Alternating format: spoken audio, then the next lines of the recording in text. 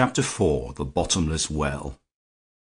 In an oasis or green island in the red and yellow seas of sand that stretch beyond Europe towards the sunrise, there can be found a rather fantastic contrast, which is none the less typical of such a place, since international treaties have made it an outpost of the British occupation.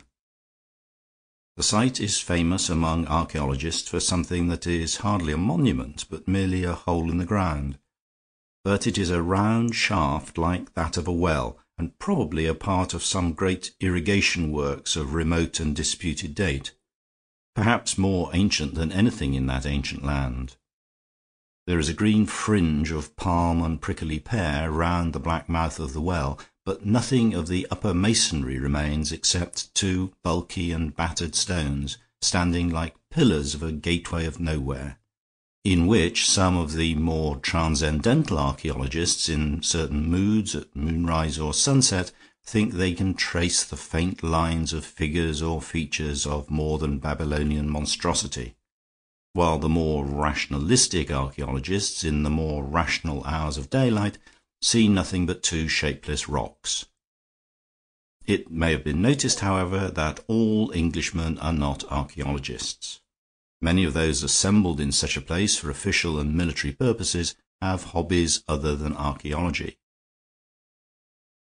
And it is a solemn fact that the English in this eastern exile have contrived to make a small golf links out of the green scrub and sand, with a comfortable clubhouse at one end of it and this primeval monument at the other.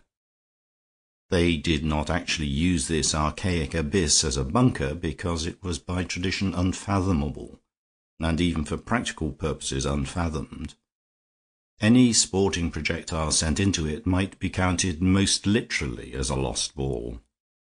But they often sauntered round it in their interludes of talking and smoking cigarettes, and one of them had just come down from the clubhouse to find another gazing somewhat moodily into the well.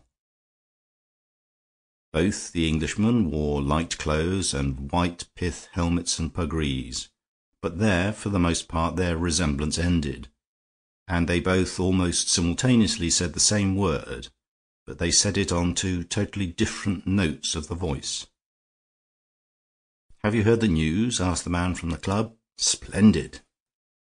"Splendid," replied the man by the well, but the first man pronounced the word as a young man might say it about a woman, and the second as an old man might say it about the weather, not without sincerity, but certainly without fervour.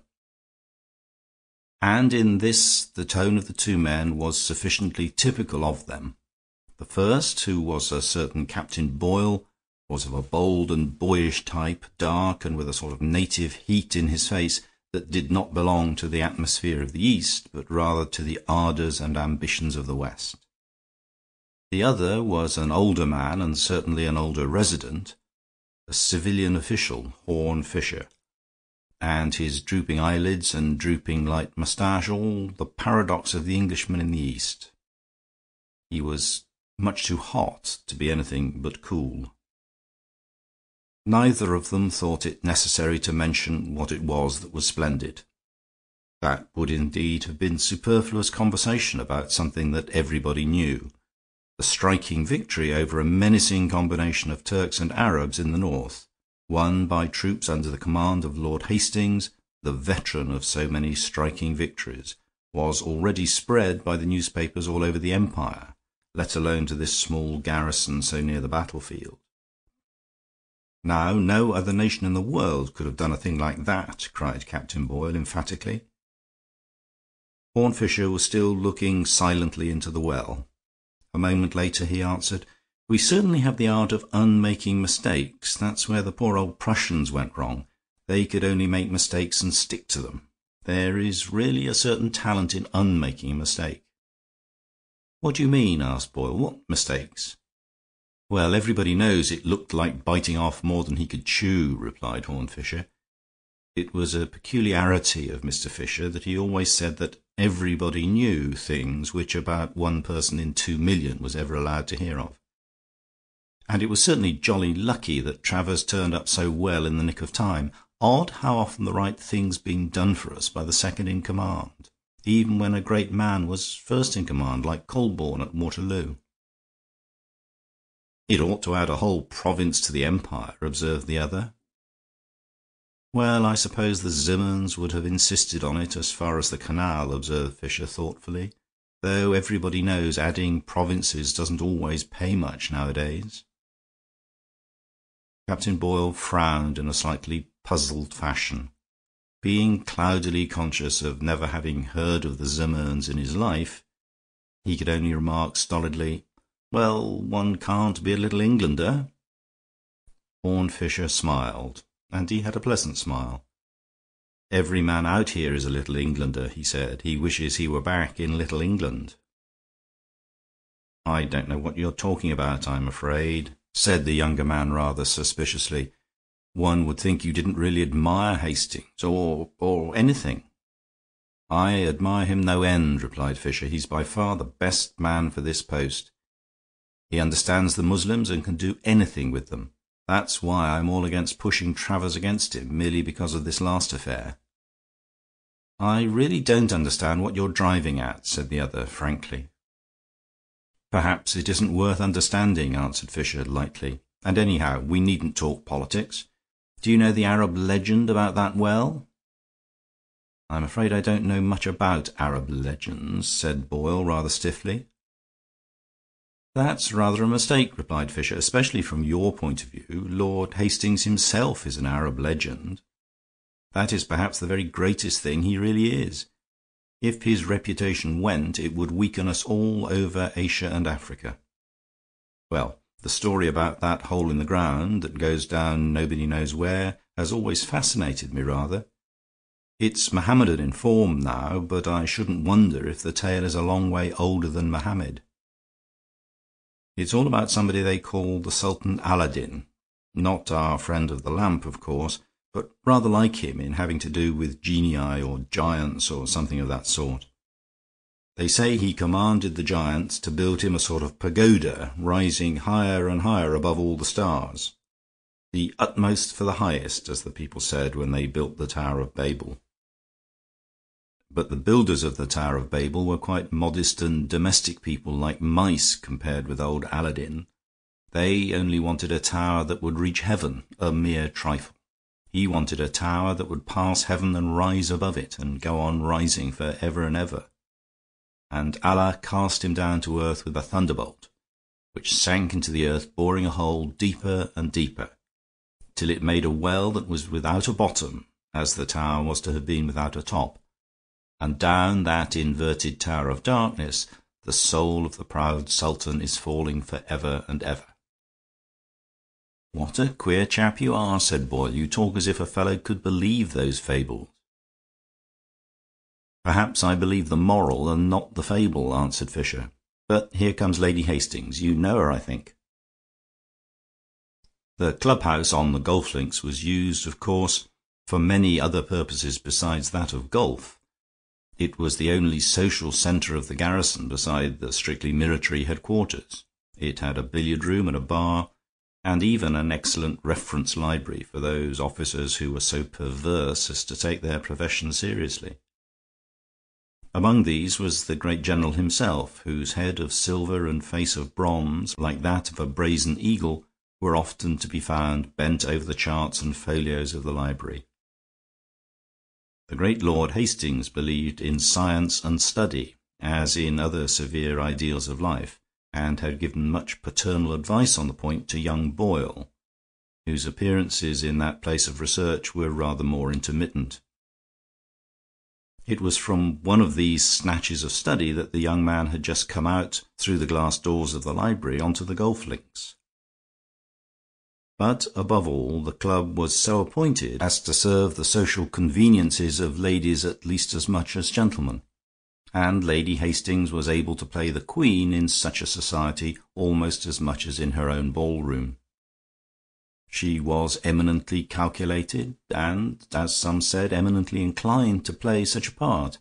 She was much younger than her husband, an attractive and sometimes dangerously attractive lady. And Mr. Horne Fisher looked after her a little sardonically as she swept away with the young soldier. Then his rather dreary eye strayed to the green and prickly growths round the well, growths of that curious cactus formation in which one thick leaf grows directly out of the other without stalk or twig. It gave his fanciful mind a sinister feeling of a blind growth without shape or purpose. A flower or shrub in the West grows to the blossom which is its crown and its content. But this was as if hands could grow out of hands or legs grow out of legs in a nightmare. "Always adding a province to the empire," he said with a smile, and then added more sadly, "But I doubt if I was right, after all." A strong but genial voice broke in on his meditations, and he looked up and smiled, seeing the face of an old friend. The voice was, indeed, rather more genial than the face, which was at the first glance decidedly grim. It was a typically legal face, with angular jaws and heavy, grizzled eyebrows, and it belonged to an eminently legal character, though he was now attached in a semi-military capacity to the police of that wild district. Cuthbert Grayne was perhaps more of a criminologist than either a lawyer or a policeman, but in his more barbarous surroundings he had proved successful in turning himself into a practical combination of all three. The discovery of a whole series of strange Oriental crimes stood to his credit. But as few people were acquainted with or attracted to such a hobby or branch of knowledge, his intellectual life was somewhat solitary. Among the few exceptions was Horne Fisher, who had a curious capacity for talking to almost anybody about almost anything. "Studying botany, or is it archaeology?" inquired Grayne. "I shall never come to the end of your interests, Fisher. I should say that what you don't know isn't worth knowing." "You're wrong," replied Fisher, with a very unusual abruptness and even bitterness. "It's what I do know that isn't worth knowing. All the seamy side of things, all the secret reasons and rotten motives and bribery and blackmail they call politics. I needn't be so proud of having been down all these sewers that I should brag about it to the little boys in the street." "What do you mean? What's the matter with you?" asked his friend. "I never knew you taken like this before." "I'm ashamed of myself," replied Fisher. "I've just been throwing cold water on the enthusiasms of a boy." "Even that explanation is hardly exhaustive," observed the criminal expert. "Damned newspaper nonsense the enthusiasms were, of course," continued Fisher, "but I ought to know that at that age illusions can be ideals, and they're better than the reality, anyhow. But there is one very ugly responsibility about jolting a young man out of the rut of the most rotten ideal." "And what may that be?" inquired his friend. "It's very apt to set him off with the same energy in a much worse direction," answered Fisher. "A pretty endless sort of direction, a bottomless pit as deep as the bottomless well." Fisher did not see his friend until a fortnight later, when he found himself in the garden at the back of the clubhouse on the opposite side from the links, a garden heavily colored and scented with sweet semi-tropical plants in the glow of a desert sunset. Two other men were with him, the third being the now celebrated second in command, familiar to everybody as Tom Travers, a lean, dark man who looked older than his years, with a furrow in his brow and something morose about the very shape of his black moustache. They had just been served with black coffee by the Arab, now officiating as the temporary servant of the club, though he was a figure already familiar and even famous as the old servant of the general. He went by the name of Said, and was notable among other Semites for that unnatural length of his yellow face and height of his narrow forehead which is sometimes seen among them, and gave an irrational impression of something sinister in spite of his agreeable smile. "I never felt as if I could quite trust that fellow," said Grayne, when the man had gone away. "It's very unjust, I take it, for he was certainly devoted to Hastings, and saved his life, they say. But Arabs are often like that, loyal to one man. I can't help feeling he might cut anybody else's throat, and even do it treacherously." "Well," said Travers, with a rather sour smile, "so long as he leaves Hastings alone, the world won't mind much." There was a rather embarrassing silence, full of memories of the great battle, and then Horne Fisher said, quietly, "The newspapers aren't the world, Tom. Don't worry about them. Everybody in your world knows the truth well enough." "I think we'd better not talk about the General just now," remarked Grayne, "for he's just coming out of the club." "He's not coming here," said Fisher. "He's only seeing his wife to the car." As he spoke, indeed, the lady came out to the steps of the club, followed by her husband, who then went swiftly in front of her to open the garden gate. As he did so, she turned back and spoke for a moment to a solitary man still sitting in a cane chair in the shadow of the doorway, the only man left in the deserted club save for the three that lingered in the garden. Fisher peered for a moment into the shadow and saw that it was Captain Boyle. The next moment, rather to their surprise, the General reappeared and, remounting the steps, spoke a word or two to Boyle in his turn. Then he signalled to Said, who hurried up with 2 cups of coffee, and the 2 men re-entered the club, each carrying his cup in his hand. The next moment a gleam of white light in the growing darkness showed that the electric lamps had been turned on in the library beyond. "Coffee and scientific researches," said Travers grimly. "All the luxuries of learning and theoretical research. Well, I must be going, for I have my work to do as well." And he got up rather stiffly, saluted his companions, and strode away into the dusk. "I only hope Boyle is sticking to scientific researches," said Horne Fisher. "I'm not very comfortable about him myself. But let's talk about something else." They talked about something else longer than they probably imagined, until the tropical night had come and a splendid moon painted the whole scene with silver. But before it was bright enough to see by, Fisher had already noted that the lights in the library had been abruptly extinguished.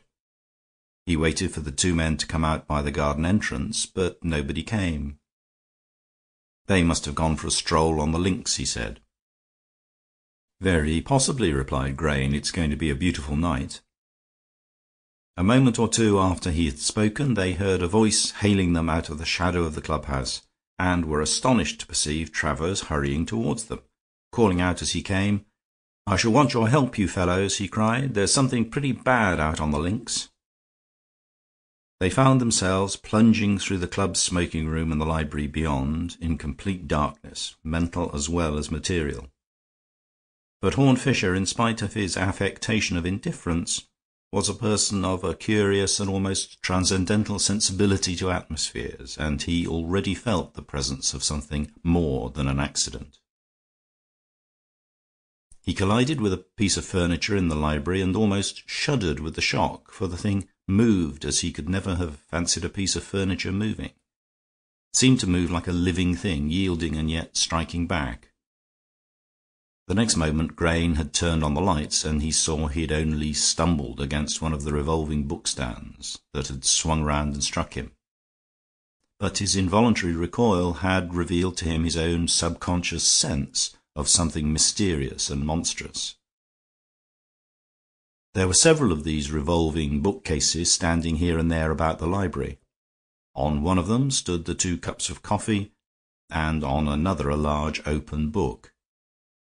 It was Budge's book on Egyptian hieroglyphics, with colored plates of strange birds and gods, and even as he rushed past he was conscious of something odd about the fact that this, and not any work of military science, should be open in that place at that moment. He was even conscious of the gap in the well-lined bookshelf from which it had been taken, and it seemed almost to gape at him in an ugly fashion, like a gap in the teeth of some sinister face. A run brought them in a few minutes to the other side of the ground, in front of the bottomless well, and a few yards from it, in a moonlight almost as broad as daylight, they saw what they had come to see.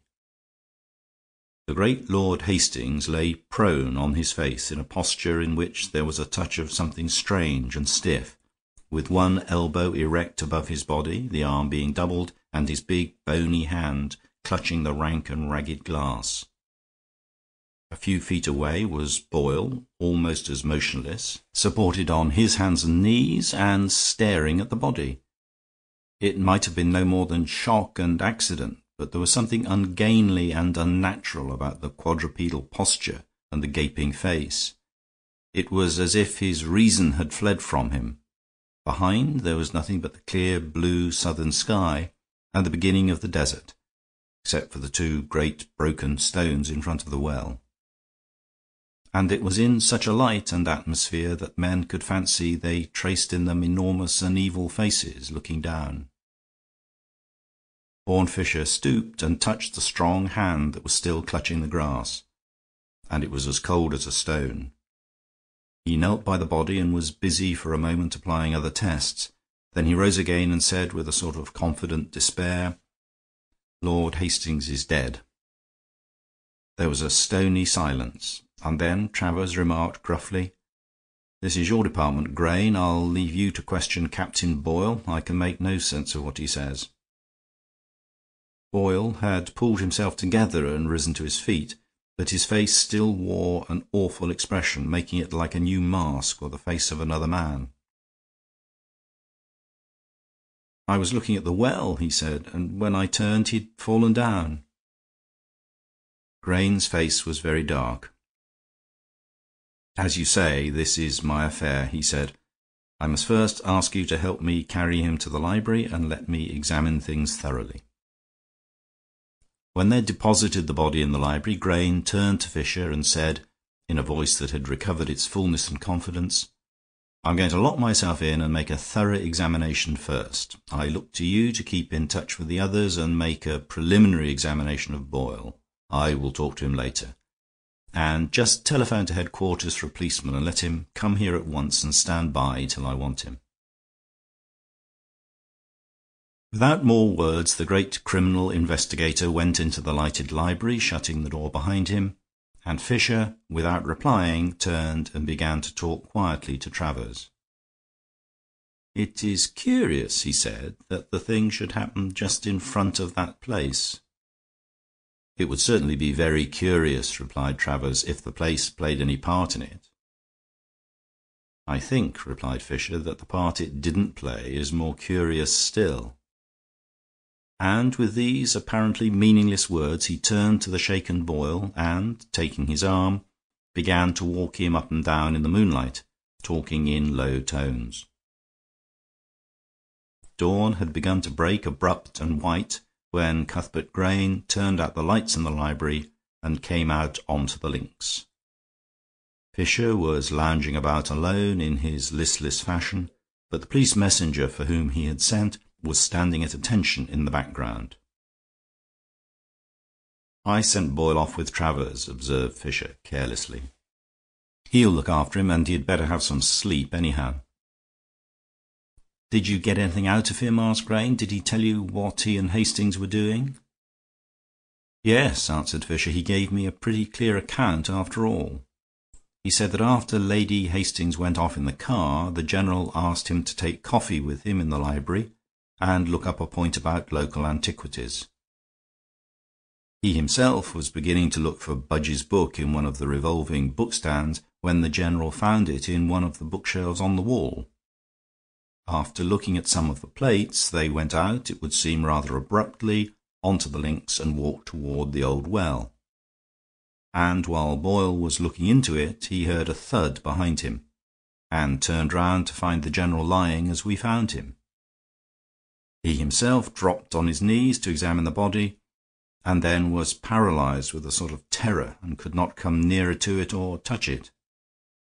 But I think very little of that. People caught in a real shock of surprise are sometimes found in the queerest postures." Grain wore a grim smile of attention, and said, after a short silence, "Well, he hasn't told you many lies. It's really a creditably clear and consistent account of what happened, with everything of importance left out." "Have you discovered anything in there?" asked Fisher. "I have discovered everything," answered Grain. Fisher maintained a somewhat gloomy silence as the other resumed his explanation in quiet and assured tones. You were quite right, Fisher, when you said that young fellow was in danger of going down dark ways toward the pit. Whether or no, as you fancied, the jolt you gave to his view of the General had anything to do with it, he has not been treating the General well for some time. It's an unpleasant business, and I don't want to dwell on it, but it's pretty plain that his wife was not treating him well either. I don't know how far it went, but it went as far as concealment anyhow, for when Lady Hastings spoke to Boyle, it was to tell him she had hidden a note in the budge book in the library. The General overheard, or came somehow to know, and he went straight to the book and found it. He confronted Boyle with it, and they had a scene, of course. And Boyle was confronted with something else. He was confronted with an awful alternative, in which the life of one old man meant ruin, and his death meant triumph and even happiness. "Well," observed Fisher at last, "I don't blame him for not telling you the woman's part of the story. But how do you know about the letter?" "I found it on the General's body," answered Grayne. "But I found worse things than that. The body had stiffened in the way rather peculiar to poisons of a certain Asiatic sort. Then I examined the coffee cups, and I knew enough chemistry to find poison in the dregs of one of them. Now, the General went straight to the bookcase, leaving his cup of coffee on the bookstand in the middle of the room. While his back was turned and Boyle was pretending to examine the bookstand, he was left alone with the coffee cup. The poison takes about 10 minutes to act, and 10 minutes' walk would bring them to the bottomless well." "Yes," remarked Fisher. "And what about the bottomless well?" "What has the bottomless well got to do with it?" asked his friend. "It has nothing to do with it," replied Fisher. "That is what I find utterly confounding and incredible." "And why should that particular hole in the ground have anything to do with it?" "It is a particular hole in your case," said Fisher, "but I won't insist on that just now. By the way, there is another thing I ought to tell you. I said I sent Boyle away in charge of Travers. It would be just as true to say I sent Travers in charge of Boyle." "You don't mean to say you suspect Tom Travers?" cried the other. "He was a deal bitterer against the General than Boyle ever was," observed Horne Fisher, with a curious indifference. "Man, you're not saying what you mean," cried Grayne. "I tell you I found the poison in one of the coffee cups." "There was always Said, of course," added Fisher, "either of hatred or hire. We agreed he was capable of almost anything." "And we agreed he was incapable of hurting his master," retorted Grayne. "Well, well," said Fisher, amiably, "I dare say you're right.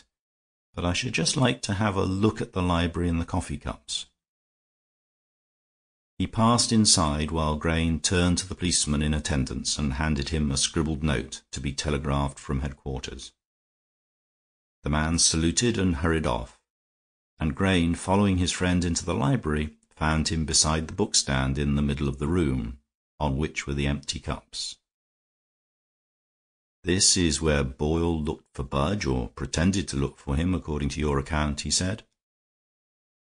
As Fisher spoke, he bent down in a half-crouching attitude to look at the volumes in the low revolving shelf, for the whole bookstand was not much higher than an ordinary table.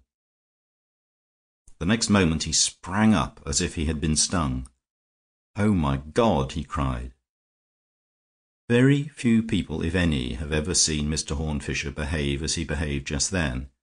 He flashed a glance at the door, saw that the open window was nearer, and went out of it with a flying leap as if over a hurdle, and went racing across the turf in the track of the disappearing policeman. Grayne, who stood staring after him, soon saw his tall, loose figure returning, restored to all its normal limpness of air and leisure. He was fanning himself slowly with a piece of paper, the telegram he had so violently intercepted. "Lucky I stopped that," he observed. "We must keep this affair as quiet as death. Hastings must die of apoplexy or heart disease." "What on earth is the trouble?" demanded the other investigator. "The trouble is," said Fisher, "that in a few days we should have had a very agreeable alternative. of hanging an innocent man or knocking the British Empire to hell." "Do you mean to say," asked Grayne, "that this infernal crime is not to be punished?" Fisher looked at him steadily. "It is already punished," he said. After a moment's pause he went on. "You reconstructed the crime with admirable skill, old chap, and nearly all you said was true. 2 men with 2 coffee cups did go into the library, and did put their cups on the bookstand, and did go together to the well. And one of them was a murderer, and had put poison in the other's cup. But it was not done while Boyle was looking at the revolving bookcase. He did look at it, though, searching for the Budge book with the note in it, but I fancy that Hastings had already moved it to the shelves on the wall. It was part of that grim game that he should find it first. Now, how does a man search a revolving bookcase? He does not generally hop all round it in a squatting attitude, like a frog. He simply gives it a touch and makes it revolve." He was frowning at the floor as he spoke, and there was a light under his heavy lids that was not often seen there. The mysticism that was buried deep under all the cynicism of his experience was awake and moving in the depths. His voice took unexpected turns and inflections, almost as if 2 men were speaking. That was what Boyle did. He barely touched the thing, and it went round as easily as the world goes round. Yes, very much as the world goes round, for the hand that turned it was not his. God, who turns the wheel of all the stars, touched that wheel and brought it full circle, that his dreadful justice might return. "I'm beginning," said Grayne slowly, "to have some hazy and horrible idea of what you mean." "It's very simple," said Fisher. "When Boyle straightened himself from his stooping posture, something had happened which he had not noticed, which his enemy had not noticed, which nobody had noticed. The 2 coffee cups had exactly changed places." The rocky face of Grayne seemed to have sustained a shock in silence. Not a line of it altered, but his voice, when it came out, was unexpectedly weakened. "I see what you mean," he said, "and, as you say, the less said about it the better. It was not the lover who tried to get rid of the husband, but the other thing. And a tale like that about a man like that would ruin us here. Had you any guess of this at the start?" "The bottomless well, as I told you," answered Fisher, quietly. "That was what stumped me from the start. Not because it had anything to do with it, but because it had nothing to do with it." He paused a moment, as if choosing an approach, and then went on. "When a man knows his enemy will be dead in 10 minutes, and takes him to the edge of an unfathomable pit, he means to throw his body into it. What else should he do? A born fool would have the sense to do it, and Boyle is not a born fool." "Well, why did not Boyle do it? The more I thought of it, the more I suspected that there was some mistake in the murder, so to speak. Somebody had taken somebody there to throw him in, and yet he was not thrown in. I had already an ugly, unformed idea of some substitution or reversal of parts. Then I stooped to turn the bookshelf myself, by accident, and I instantly knew everything, for I saw the 2 cups revolve once more like moons in the sky." After a pause, Cuthbert Grayne said, "And what are we to say to the newspapers?" "My friend Harold March is coming along from Cairo today," said Fisher. "He's a very brilliant and successful journalist, but for all that he's a thoroughly honorable man, so you must not tell him the truth." Half an hour later Fisher was again walking to and fro in front of the clubhouse with Captain Boyle, the latter by this time with a very buffeted and bewildered air, perhaps a sadder and a wiser man. "What about me, then?" he was saying. "Am I cleared? Am I not going to be cleared?" "I believe and hope," answered Fisher, "that you are not going to be suspected, but you are certainly not going to be cleared. There must be no suspicion against him, and therefore no suspicion against you. Any suspicion against him, let alone such a story against him, would knock us endways from Malta to Mandalay. He was a hero as well as a holy terror among the Muslims.